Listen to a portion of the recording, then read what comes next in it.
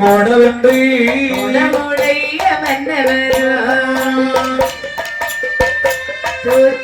தூத்துக்குடியானதிலே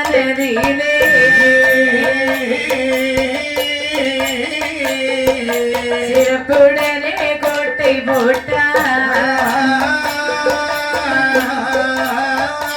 அந்த தூத்துக்குடியானதிலே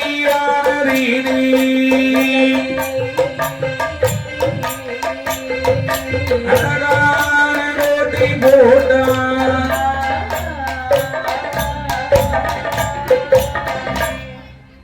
பார்ப்பொழுதும் பெருமை பெற்ற பாரத தேசத்தில் அழகாகவே அதாவது மதுரை என்று சொல்லக்கூடிய அழகான பட்டணம் மதுரை நகர் பட்டணம். மதுரை நகர் பட்டணத்தில் இருப்பவர் யார் என்னை அதாவது வல்லவராஜன் அழகாகவே வாழ்ந்து வருகின்றார். அந்த மதுரை நகரின் சிறப்பு என்ன என்று பார்த்தால் அங்கே மீனாட்சி அம்மை சொக்கநாதரோடு அழகாகவே இருக்கின்றார்கள். சொக்கநாதர் மீனாட்சி அம்மன் இருக்கிறாங்க. மதுரை என்று சொன்னால் மீனாட்சி அம்மன் கண்டிப்பாக. மதுரை என்று சொன்னா உங்களுக்கு ஞாபகத்துக்கு என்ன வரும்? மல்லிப்பூ ஞாபகம் வரும். உனக்கு மல்லிகைப்பூ கண்டோம்னா ஞாபகம் வந்துருக்கு. அப்படி இல்லை, மதுரை மல்லி அப்படிதானே மதுரை மல்லி. ஆனால் அந்த மதுரை நகர் பட்டணத்தை ஆண்டக்கூடிய மன்னன் யார் என்று பார்த்தால் வல்லவராஜன் என்று சொல்லக்கூடிய ஒரு மன்னன் அழகாக வாழ்ந்து வருகின்றார்.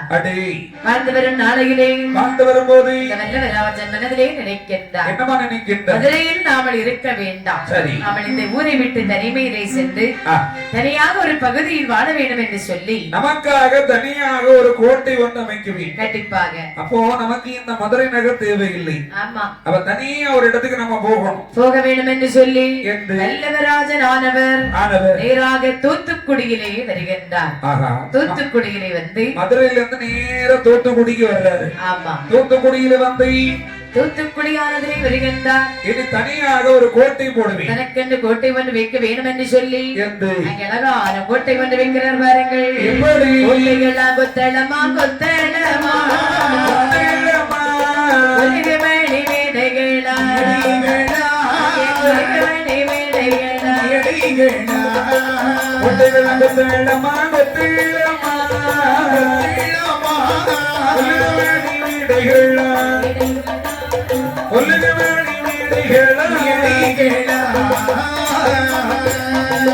தமிழ்ல சாவடியா பேர மண்டபமா மண்டபமா மடப்பள்ளியா மடப்பள்ளியா மாடகூட மேடைகளா மாடகூட மேடைகளா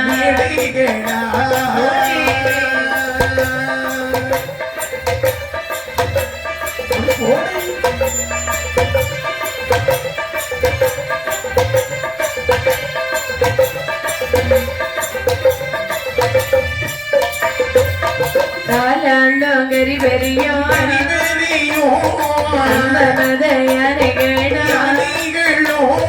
போராகிற வண்டிகளோ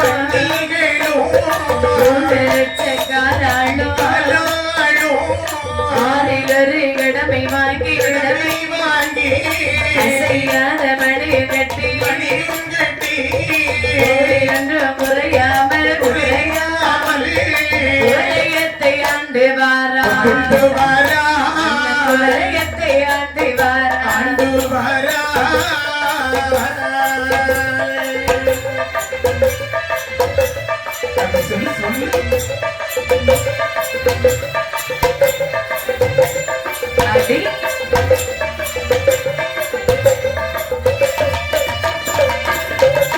வல்லவராஜன் ஆனவர் தூத்துக்குடியிலே வருகின்றார். அழகான கோட்டை ஒன்று போடுகின்றார். கோட்டைகளாம் கொத்தலகமாம் கொலுகுமணி மேடைகளாம் ஈத்தமில்லா சாவடியா இரம்பீர மண்டபம் ஆடக்கூட மாளிகை பள்ளியும் மண்டபமாகவே இப்போ ஒரு கோட்டை போடணும், தனிய பெரிய கோட்டை ஒன்று போடுறாரு. அழகாகவே இந்த தூத்துக்குடியானதில்லை வல்லவராஜன் அழகாக தனக்கு என்று சொல்லி தனியாக ஒரு பெரிய கோட்டை போடுகிறார். ஆனாலும் கரிபெரியும் கம்பமத யானைகளும் ஒரு ஆகர வண்டிகளும் கோட்ட லட்ச காலாளுமாகவே ஆறில் ஒரு கடமை வாங்கி அசையாத மணியும் கட்டி போரில் ஒன்றும் குறையாமல் கோரையத்தை சிறந்த முறையிலே அந்த வல்லவராஜன் ஆனவர் ஆனவர் அழகாக வாழ்ந்து வருகின்றார். ஆறில் ஒரு கடமை கொண்டு அசையாத மணியும் கட்டி என்று சொன்னார். இப்ப நாட்டில் விளையக்கூடிய பங்கு 6 பங்கு வைத்து ஒரு பங்கை மன்னன் எடுத்து வைத்து விட்டு 5 பங்கை மக்களுக்கு கொடுத்து விடுவார். மன்னன் எதற்கு எடுத்து வைத்தார்? அதாவது நாட்டிலே பஞ்சகாலங்கள் வருகின்ற போது மக்களுக்கு மறுபடியும் கொடுக்கலாமா? கண்டிப்பாக. இந்த ஒரு பங்கையும் மக்களுக்கு கொடுத்து விடுவார். அப்படி கொடுத்து அது மட்டும் இல்ல, அசையாத மணியும் கட்டி என்று சொன்னார். அந்த காலத்துல பாத்தீங்கன்னு சொன்னா அரண்மனைக்கு முன்னாடி ஒரு ஆராய்ச்சி மணி ஒன்று கட்டப்பட்டிருக்கும். ஆராய்ச்சி மணி அது எதற்கு என்று சொன்னால் எதற்கு? மக்களுக்கு ஏதாவது குறை நேர்பட்டால் சரி நேராக அந்த மணியை அடித்தால் மன்னன் நேரடியாக வந்து மக்களுடைய குறையை கேட்டு நிவர்த்தி பண்ணி வைப்பார். சரி, ஆண்டவருக்குரிய நாளையில் வாழ்ந்து வரும்போது இளவராஜன் தன் மனதிலே நினைக்கின்றார். அதாவது நாம தலைமையில் இங்கே வாழ்ந்து வருகின்றோம். இல்லறம் அல்லது நல்லறம் என்று சொல்வார்கள். கண்டிப்பாக அப்படிதானே? ஆமா. அதாவது தனிமையில் ஒருவன் தன்னுடைய வாழ்நாளை முழுமையாக கழிக்க முடியுமா? ஒரு நாளும் கழிக்க முடியாது. தனக்கு துணை என்று ஒருவர் வேண்டும். பருவத்தில் பயிர் செய்ய வேண்டும் என்று சொல்வார்கள். முத்தனை கத்திரிக்கான்னு சொல்லிட்டு தேடி வர மாட்டாங்க நம்மள. அவ்வண்ணமே சரி வல்லவராஜன் மனதிலே நினைக்கின்றார். என்னவா நினைக்கின்றார்? மணமுடிக்க வேண்டும் என்று சொல்லி என்று யாரை மணமுடிக்கிறார் என்று பாருங்கள். யாரை? செமி என்ற பெண்ணை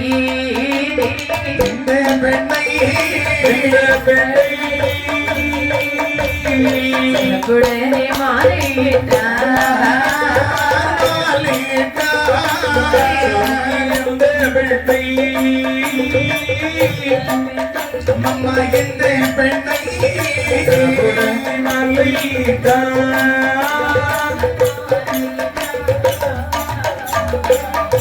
மறையிட்டு மனம் ஒழித்து அது வேறு நாளையே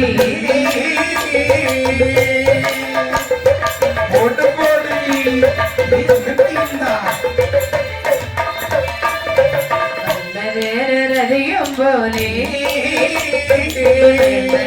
வாழ்ந்தை வாரா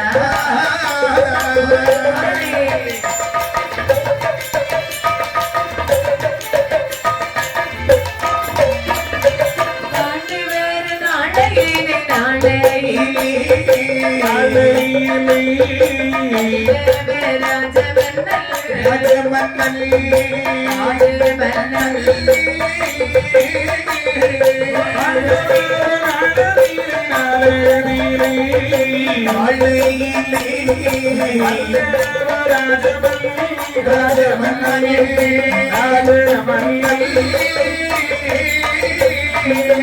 கோட்டை அமைத்து வல்லவராஜன் வாழ்ந்து வரும்போது தனக்கு திருமணம் முடிக்க வேண்டும் என்று சொல்லி கல்யாணம் முடிக்கும் லட்சுமி என்று சொல்லக்கூடிய பெண்ணை திருமணம் முடிக்கின்றார். பேர பாத்தீங்களா? லட்சுமி அம்மை. லட்சுமி அம்மை அந்த பெண்ணை திருமணம் முடிந்து சரி அழகாகவே இந்த வல்லவராஜனும் இந்த லட்சுமி அம்மையுமாகவே அழகாகவே இணைபிரியாமல் வாழ்ந்து வருகிறார்கள். அழகாகவே வாழ்ந்து வருகின்றார்கள். மன்மதனும் ரதியை போல மகிழ்ந்து கொஞ்சம் விளையாடி ஆஹா நகமம் சதையும் போன்று சரி நலமுடனே வாழ்ந்து வருகின்றார்கள். இப்போ கணவன் மனைவியுமாக இணைபிரியாமல் அதாவது ஒருவருக்கு ஒருவர் விட்டு கொடுத்து நல்ல வாழ்ந்து வர்றாங்கம்மா. அங்கே வாழ்ந்து வரும் நாளையிலே வல்லவராஜன் ஆனவர் என்ன செய்கிறார் என்று பாருங்கள்.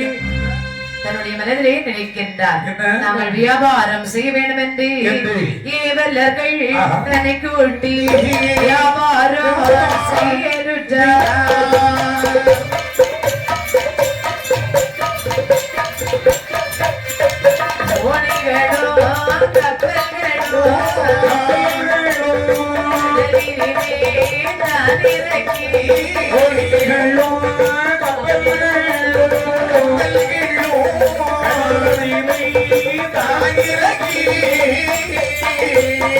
வாழ்ந்து வரும் நாளையிலே வல்லவே ராஜனுக்கு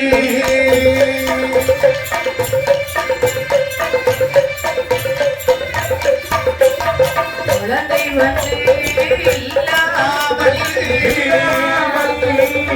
உடனே மனமாடி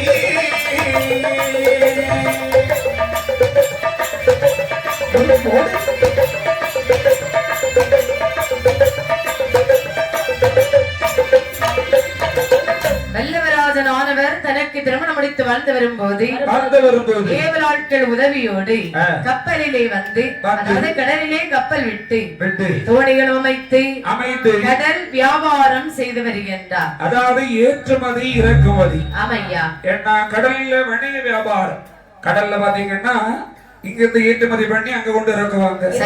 அங்கிருந்து பொருட்களை ஏற்றுமதி பண்ணி இங்க கொண்டு இறக்குவார்கள். அப்படி அவருடைய தொழிலை அப்படியே நடத்தி கொண்டிருக்கிறார். வணிக தொழில் செய்தவர்கள் வரக்கூடிய நாளையிலே வருகின்ற போது வருடங்கள் பல கழிகின்றது. 12 திருவயதை அடைந்திருந்த லட்சுமி அம்மையானவளுக்கு வருடங்கள் பல கழிந்து வயதும் ஆகின்றது. ஏன்னா இவங்க ரொம்ப செல்வ செழிப்போடு வாழ்ந்து வருவாங்க. ஆமையா. ஏன்னா எந்த ஒரு குறையும் இவங்களுக்கு இல்ல, கிடையாது. நல்ல வாணிபம் நடக்கிறது. பணத்துக்கு ஒரு நாளும் குறையே கிடையாது. 2 பேரும் சந்தோஷமா வாழ்ந்து வரும்போது இவர்களுக்கு எல்லா செல்வங்களும் இருந்தாலும் குழந்தை செல்வம் என்பது இல்லை.